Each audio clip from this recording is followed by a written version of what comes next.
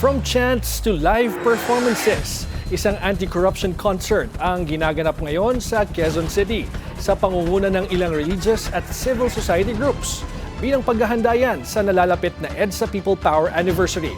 Ang detalye sa Agenda Weekend Report ni Ian Maghanoy live mula sa Quezon Memorial Circle. Ian, kamusta ang concert dyan?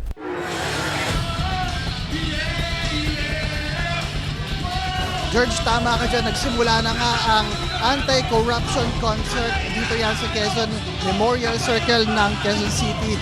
Pasado alas 4 ng Sabado ngayong araw. Ang tugtugan nga ito ay isa sa mga hudyat ng preparasyon para sa 40th anniversary ng EDSA People Power Revolution. Abala na ang mga independent visual artists na ito sa pagtipinta ng giant canvas sa ibaba ng EDSA Shrine sa Quezon City ngayong weekend. Iginuhit nga ng mga artists sa canvas ang imahe ng mga bayaning nagbuwis ng buhay para sa Pilipinas at ilang mga simbolong kumakatawan sa pagwaksik sa korupsyon. Maliban sa mga painting, napapalibutan na rin ng mga banderitas ang shrine ayon sa Clergy for Good Governance ng Simbahang Katolika at ng EDSA Shrine Catholic Church.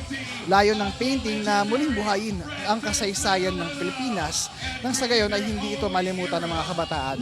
Tutulong anya ang visual art ng mga volunteer artists upang mas madaling maikwento ang ating kasaysayan sa pamamagitan ng art.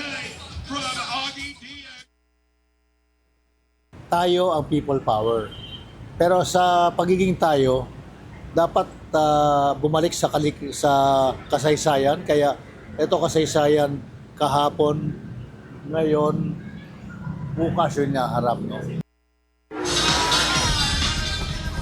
Parte raw ito ng paghahanda ng Simbahang Katolika para sa napipintong EDSA People Power Revolution Anniversary. Naasahang sa sentro ang tema ng komemorasyon ng EDSA People Power Revolution Anniversary kaugnay sa kwento ng Pilipinas at ng mga Pilipino. Sa gitna nito, ilang mga kabataan ang dumagsa sa Quezon Memorial Circle upang makiisa sa libreng concert na nananawagan ng paglaban sa korupsyon. Kaya ang mga magkakaibigang ito ay sinulit na ang weekend para makapag-enjoy. Nakita rin namin na meron ding panawagan dun sa concert. Kaya alam mo naman, mga punk rock tayo kaya open tayo sa ganyan. So sinuportahan namin yung event na ito. Chelsea Ali.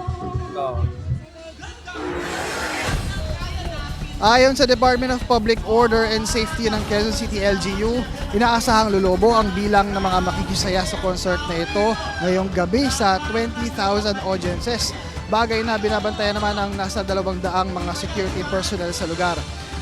Libre ang entrance para sa lahat ng mga nais makiisa sa tugtugan, pero paalala ng Quezon City LGU, ipinagbabawal ang mga firearms, bladed objects, paputok, vape, bottles at single-use plastics sa mga audience na nais magpunta dito sa concert ngayong gabi. George, hanggang sa ngayon nga ay nagpapatuloy pa rin yung tugtugan na to. Dati kasalukuyang ini-enjoy ng mga kabataan dito yan sa Quezon Memorial Circle sa Quezon City. Kabilang nga sa mga nakisayang OPM artists kanina simula alas 4 ay katulad ng Madeline, Chloe Redondo, Stone Free, Crazy Ass Pinoy, TSN Drag, MZ Chronicles, Hey Moonshine, Ice Segura, at kanina lang ay si Arkin at Elmo Magalona na anak ng yumaong si master rapper na si Francis Magalona. George, masaya at maingay yung vibe na nararamdaman natin dito ngayon. No? Kaya nga, dahil libre, maya-maya ay susulitin na rin natin yung panonood ng mga concert nito at masubaybayan yung mga artist na sasalang pa sa stage na yan. At makikisa rin tayo sa bilang audience ay makikiisa rin tayo tapos magi-enjoy sa panawagan din ng good governance at